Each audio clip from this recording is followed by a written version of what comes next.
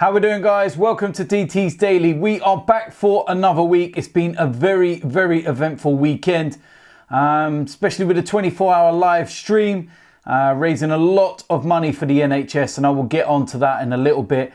But on today's show, we're going to be talking about Lukaku and whether he may return to the Premier League. We're also going to be speaking about Arsenal and the prospect of them signing a player in the defensive area. And we're also going to be speaking about the Brighton chief executive, because he has been speaking about the Premier League meeting on Friday and that no club is looking to void the season. I represent my fucking self. How we doing, guys? Welcome to DTS Daily. That's right.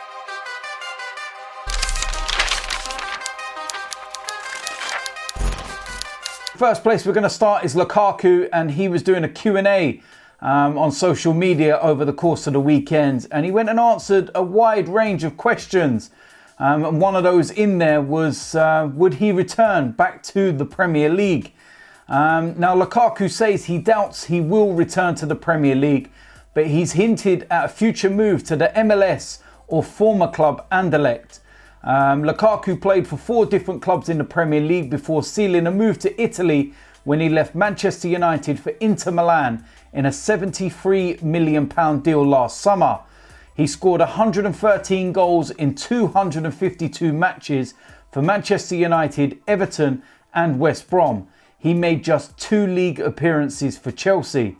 Lukaku was asked in this Q&A, would he ever return back to the Premier League? And his reply was pretty simple. I don't think so, but I love my time at Everton for real. The 26-year-old did hint at a future move to the United States or back to Belgium, where he began his career. Asked if he would consider playing in the MLS, he responded with a thinking emoji. When asked about following in Vince & Company's footsteps and returning to Anderlecht, he replied, for sure. Lukaku appears to be keeping an eye on his former clubs. When asked who he rates as the best young player at Manchester United, he singled out 18-year-old Mason Greenwood, who has 12 goals in 36 appearances. That boy is cold, said Lukaku. Lukaku picked out Tammy Abraham and Mason Mount when asked the same question on Chelsea, and was keen to point out his appreciation for both his former clubs. Both experiences were good. One club gave me an opportunity to come to England and learn from my idols.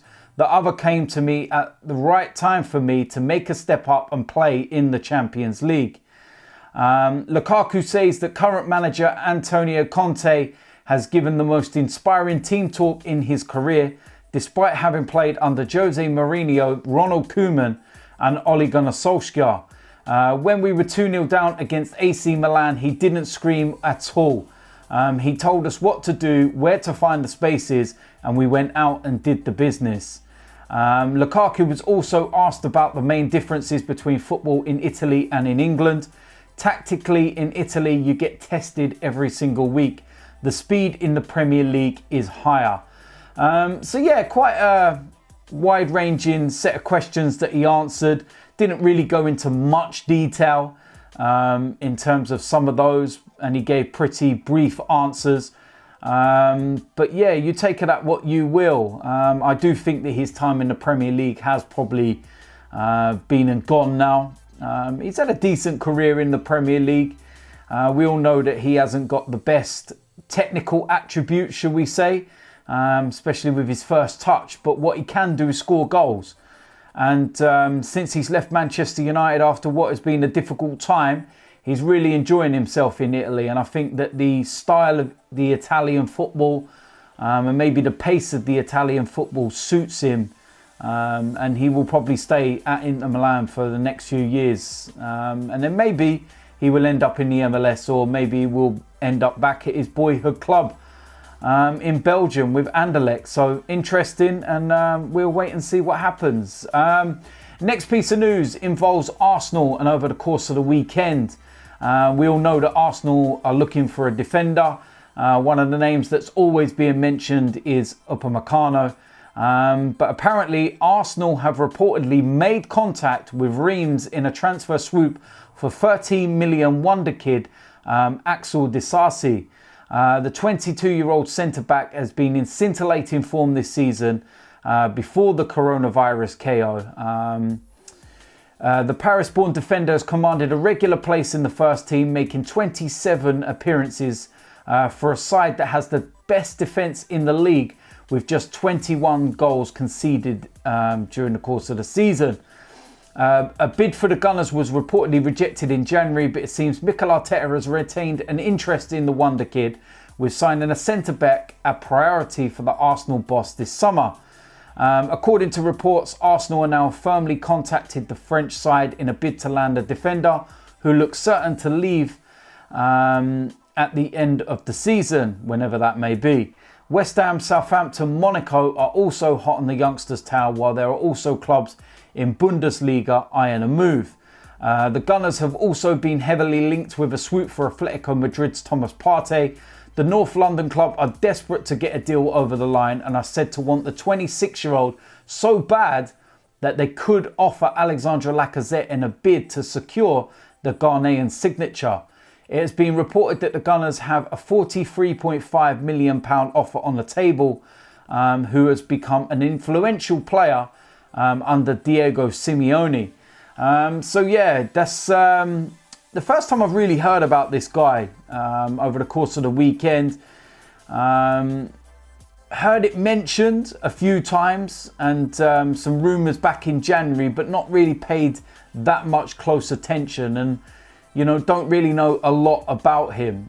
So it is one of those where you do speak to people who know French football really well to get their gauge on things, because it's very easy going on to YouTube, watching a few compilations and thinking that you've signed one of the best players in the world. But I like to take the word from people that actually watch French football and know a lot about this young lad. And 22-year-old, it's a good age. Very quick, very powerful, strong, and like the report was saying, he's part of the best defence in the league, and they've not conceded a lot this season. And with the likes of Saliba coming in as well, this one could make sense, because the price tag, they're talking around about the 15 to 20 million pound mark.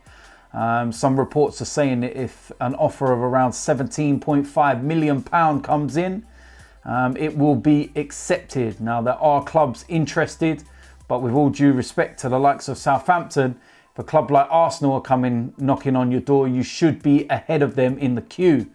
So we will wait and see whether this is rumour or whether anything actually transpires from it, and whether there's anything concrete in it. I do think that if we get this one done and over the line, then we can certainly forget about Upamecano, because we're only going to get one centre-back in my opinion, especially with Saliba coming in, and I think a lot of people need to remember that as well. So maybe the priority is Thomas Partey, which was mentioned in that report as well. Rated the guy for a very long time, brilliant under Diego Simeone, and he's the kind of powerhouse in that defensive midfield area that we would need at Arsenal, and he would be absolutely brilliant. And with young lads like Axel, Disasi, Saliba and whatnot behind him, that would be pretty rock solid in my opinion. So maybe we're not going to get a couple of big names. Maybe there'll be the big one, which is the likes of a Thomas Partey, and then maybe centre back would be someone like this young lad. But we will have to wait and see, that's for sure. And let's try and wait and see whether we're actually going to get a transfer window and when football's going to start again. Which takes me on to my last story. Brighton Chief Executive Paul Barber says Premier League clubs have never discussed the option of declaring the season null and void. The Premier League campaign has been suspended since March the 13th due to the coronavirus pandemic, with 92 games remaining to determine the league title, European qualification and relegation. He insists that there remains a very significant determination amongst all 20 clubs to conclude the 38-game league season when it is safe to do so, but concedes any conclusion will be imperfect. Asked whether voiding the league campaign has ever been on the table, he has quite simply said, no, it hasn't. From everyone's point of view, as I have said many times before this crisis started, We go into a season wanting to play out 38 games, and we want to do that by playing 19 games at home and 19 games away from home. Ideally in the same conditions with a full crowd. I think that because of what we are facing with the pandemic, we accept that whatever happens to the end of this season, it is going to be imperfect. We have already had long delays. The last time we played was on March the 7th against Wolves. It seems like a very long time ago, but equally we are very conscious that it doesn't seem quite right to be talking about much about football when 700 to 800 odd people a day are losing their lives. It is a real devastating time for so many people around the country. Our hearts and thoughts go out to those people who are suffering so much at this moment. But football is also important to us because it is our business. But at the same time, we are very mindful of doing it at the right time and in the right way when it's safe to do so. So yeah, that's pretty much straightforward and is a conclusion from the meeting by the Premier League on Friday. And voiding the season's still not on the cards. It's not something that they're looking at, doing right now.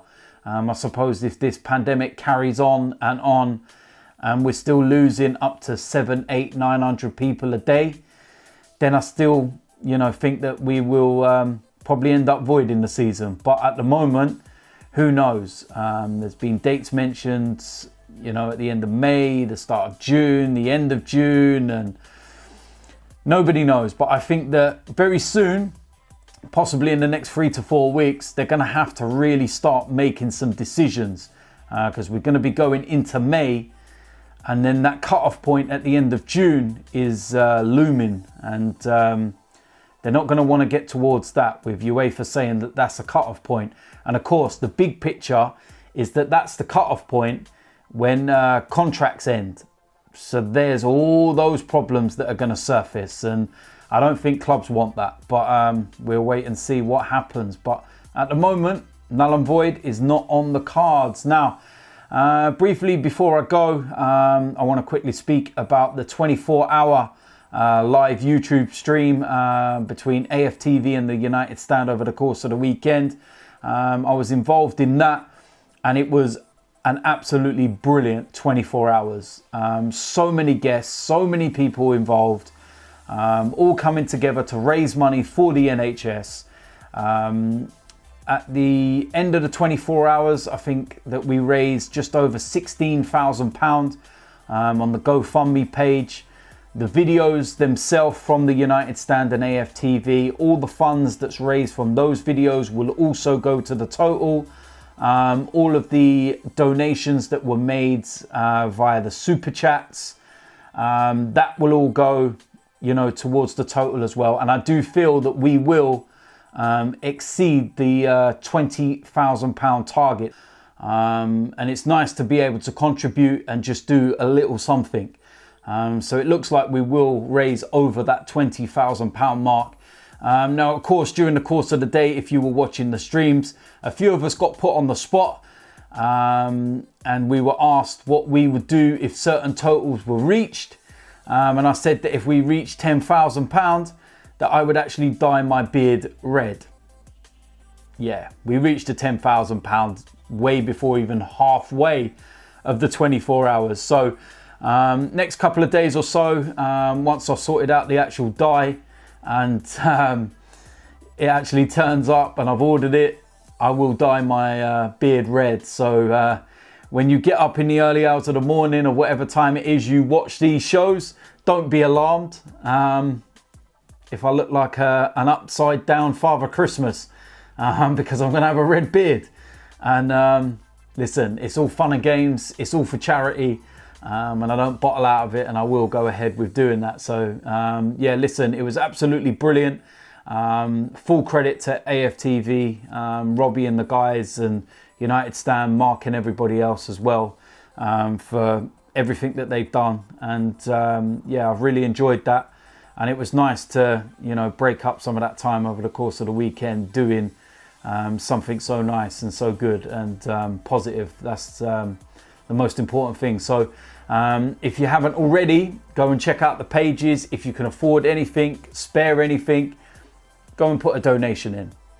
It's still open and we're still looking to raise even more. So there we go. That is it for today's DTS Daily. As usual, let me know in the comment section what you think about today's topics. If you're new around here, hit the subscribe button. Make sure you smash a like on this video. I'll see you a lot soon. I'm out of here.